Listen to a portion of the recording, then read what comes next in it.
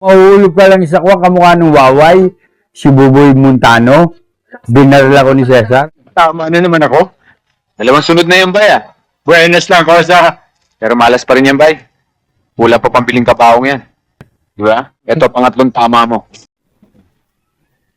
May mga sapa na rin nandun yung mga kwa. Floating squatter, parang ganun. Ay babaril ako ni Cesar.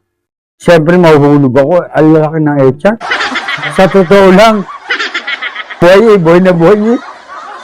Pag ganun sa mukha ko, wala, hindi ako pwedeng dumulan.